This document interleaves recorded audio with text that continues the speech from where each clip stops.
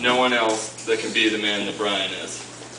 And I know no one else that can do the job that Bryan can do. That is why I'm honored to be a friend to Bryan. And that's why I'm honored to introduce my friend, the father, the caring and loving husband, and a servant to the people, Bryan Lentz.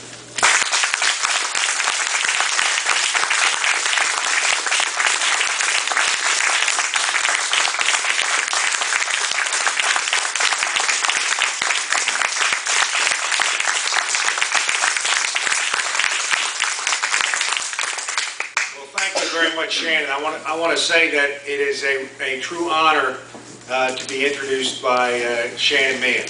Shannon, I think, has done so much for his country, and there is not a candidate in Pennsylvania, there is not a candidate in the United States running in 2010 that has done as much for his country as Shannon Meehan.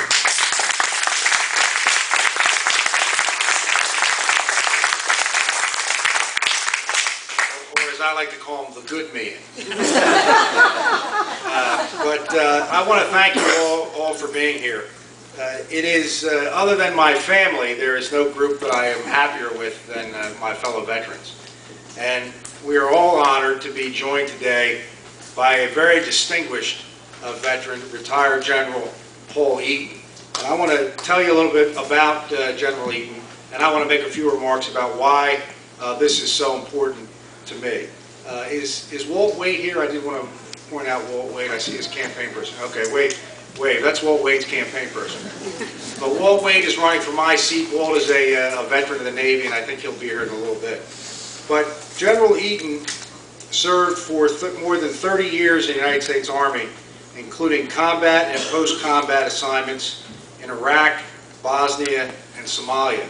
And in Bosnia, for a period of time, he was actually the commander of the division that I was assigned to as a reservist when I served there in 1998. And Colonel Chuck Steinmetz and Colonel Tom Gilhul are both here. I'm sure they'll want to speak to you later, sir, and hope that you don't remember them. But as a Major General, he was assigned in Iraq as the commanding general of the Coalition Military Assistance Training Team, where he developed, designed, and began the training of the Iraqi military and security forces from 2003 to 2004. Before that, he commanded the Army's Infantry Center at Fort Benning, Georgia, and was Chief of Infantry for the United States Army. In 2008, he served as an advisor to Senator Hillary Clinton's presidential campaign. He is a graduate of West Point, and he is married to PJ and has 2 sons and a daughter. And all three of his children serve in the United States military. All my life growing up, I wanted to be a soldier.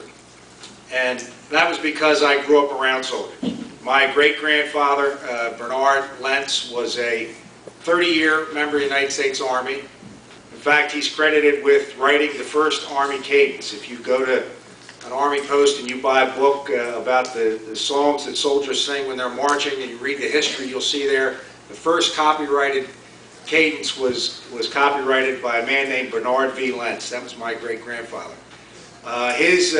My other great-grandfather was Guy I. Rowe, initials G.I. Rowe. He became a general. General Rowe served as a battalion commander in the Second Battle of the Marne, where he was nominated for the Congressional Medal of Honor for his actions against the Germans at the Second Battle of the Marne. My grandfather, Bernard Lentz, was a battalion commander in the 100th Infantry Division in the Second World War, where he was thrice wounded, awarded the Purple Heart, awarded the Bronze Star, and awarded the Silver Star for Valor. And my father, like me, served as a paratrooper in the 82nd Airborne Division. So these were the people I grew up hearing about, eating Sunday dinner with, going for, we didn't call them hikes, forced marches in the local park. And they taught me the importance of serving. But they also taught me the importance of leadership, the importance of the ability to bring people together to get something done, to accomplish a mission. And if I'm elected to Congress, my first mission will be to represent the people of the 7th Congressional District. My first mission will be job creation.